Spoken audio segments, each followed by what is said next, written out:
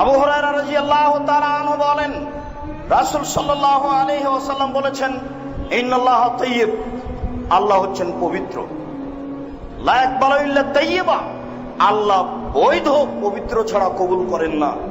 এই পর্যন্ত মুসলিম বাক্যটি আবার শুনুন। আল্লাহ নিজে পবিত্র, আর পবিত্র ছাড়া কবুল করেন না। আপনার যদি পয়সা অপবিত্র হয়, তাহলে আল্লাহর আপনার কোনো কিছু কবুল করবেন না। এই পর্যন্ত বলার পরে রাসূল সাল্লাল্লাহু আলাইহি সাল্লাম যাকারা রাজুলা, একটা লোকের কথা আলোচনা করলেন। ইতুলি সফারা, যে লোকটা লম্বা সফরে রয়েছে, অনেকদিন পরে বাড়ি ফিরে যাবে। আসাসা আকবারা, মাথার চুলগুলি এলোমেলো হয়ে গেছে, ঠিক মতো গোসল করতে পারেনি, ঠিক মতো চিরুনি করতে পারেনি, লম্বা সফরে রয়েছে, বিপদে পড়েছে। বিপদে পড়ে আল্লাহর দরবারে হাত তুলে প্রার্থনা করছেন। বলছিলাম, সম্মানিত মসজিদের মুসল্লি, লোকটি বিপদে আছে, বিপদে পড়ে হাত তুলে আল্লাহর দরবারে দোয়া করছে। কিন্তু ঘটনা হলে আল্লাহ রাসূল বলছেন, ও মাতামুহু হারাম, তার খাদ্য আছে হারাম, ও মাশরাবুহু হারাম, তার পানি আছে হারাম, ও মালবাসুহু হারাম, তার পোশাক আছে হারাম, ও গুসিয়া বিল হারামে, তার জীবিকা নির্বাহ হারাম। আন্না ইস্তাজাবা লাহু, তার দোয়া কি করে কবুল হতে পারে? অসম্ভব, তার দোয়া কবুল হবে না। মুসলিম, এ কথা রাসূল সাল্লাল্লাহু আলাইহি ওয়াসাল্লাম বলেন। এই জন্যই ইবাদতের আগে উপার্জন, উপার্জনের বিষয়টি আগে, ইবাদতের বিষয়টি পরে। ইবাদত করার পূর্বে আপনি সিদ্ধান্ত নিয়ে ফেলুন যে এই রুজি আমার বৈধ না অবৈধ। জাবের রাদিয়াল্লাহু তাআলা আনহু বলেন, রাসূল সাল্লাল্লাহু আলাইহি ওয়াসাল্লাম বলেছেন, লা ইয়াদখুলুল জান্নাতা জাসাদুন গুসিয়া বিল হারামে, ওই শরীর জান্নাতে যাবে না যেটা হারাম উপায়ে উপার্জন বৃদ্ধি হয়। ওই শরীর জান্নাতে যাবে না যেটা হারাম উপায়ে বাড়ে। জাবের রাদিয়াল্লাহু তাআলা আনহু বলেন, রাসূল সাল্লাল্লাহু আলাইহি সাল্লাম বলেছেন, কুল্লু লাহমিন নাবাতা মিনাস সুহতি কানাতি নারা আওলা বিহি, প্রত্যেক শরীর যেটা হারাম উপায়ে বাড়ে তার জন্য জাহান্নামই যথেষ্ট। প্রত্যেক শরীর যেটা হারাম উপায়ে বাড়ে তার জন্য জাহান্নামই যথেষ্ট।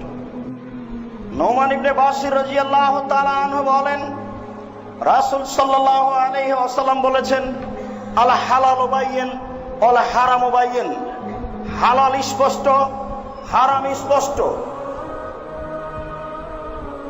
যদি আপনি একটু চেষ্টা করেন তাহলে আপনি স্পষ্ট হালাল রুজি বের করতে পারবেন। যদি আপনি একটু চেষ্টা করেন তাহলে হারাম রুজি বের করতে পারবেন। যেহেতু আল্লাহ রাসূল বলেন হালাল স্পষ্ট, হারাম স্পষ্ট, ওয়া বাইনাহুমা মুস্তাবাহাতুন, এই দুইটার মধ্যে আরেকটা রুজি আছে, লা ইয়ালামুহুন্না কাসীরুম মিনান নাস, বহু মানুষ উদ্ঘাটন করতে পারে না এটা বৈধ না অবৈধ। তাহলে একটা রুজি আছে যেটা সঠিক বের করা খুবই কঠিন। এই কথা বলার পরে রাসূল সাল্লাল্লাহু আলাইহি ওয়াসাল্লাম বলেন, ফামান ইত্তাকা মিনাশ শুবহাতি ইস্তাবরা লিদীনিহি ওয়া ইরজিহি, যে ব্যক্তি এই সন্দেহযুক্ত রুজি থেকে বেঁচে গেল, সেই নিজেকে পবিত্র করে নিল। ফামান ইত্তাকা মিনাশ শুবহাতি, যে ব্যক্তি সন্দেহ থেকে নিজেকে মুক্ত করে নিল, সেই নিজেকে জাহান্নাম থেকে বাঁচিয়ে নিল। ওমান ওয়াকা ফি শুবহাতি ওয়াকা ফিল হারামে, যে সন্দেহের মধ্যে পড়ে গেল সে হারামের মধ্যে পড়ে গেল। শুনুন, যেই রুজির চূড়ান্ত সিদ্ধান্ত নাই সেটা চূড়ান্ত হারাম, যেই চাকরির চূড়ান্ত সিদ্ধান্ত নাই সেটা চূড়ান্ত হারাম, যেই ব্যবসার চূড়ান্ত সিদ্ধান্ত নেই সেটা চূড়ান্ত হারাম, যেই চাকরির চূড়ান্ত সিদ্ধান্ত নাই সেটা চূড়ান্ত হারাম। সন্ধ্যা পর্যন্ত ভাবার সুযোগ নেই, 3 ঘন্টার মধ্যে ওই জমি ছেড়ে দিতে হবে, যে জমি আমার কিনা বুঝতে পারি না।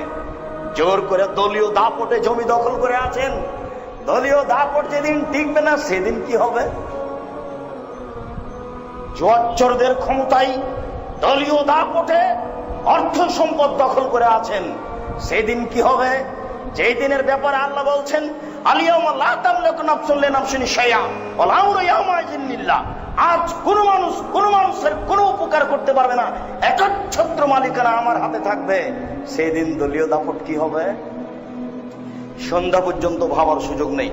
ছেলে মেয়ে কি করে খাবো এই জিম্মেদারি আমি নিইনি। যে সৃষ্টি করেছে তার জিম্মেদারি আমার, কেন এত ঠেকা? পৃথিবী সৃষ্টির 50,000 বছর পূর্বে আমার ছেলের রুজি একবার নির্ধারণ হয়েছে। যেদিন আমার ছেলে তার মায়ের পেটে 3-4 মাস, সেদিন আবার রুজি নির্ধারণ হয়েছে। আমাকে কেন এত ভাবতে হচ্ছে অবৈধভাবে পয়সা উপার্জন করা? ওর সিদ্ধান্ত।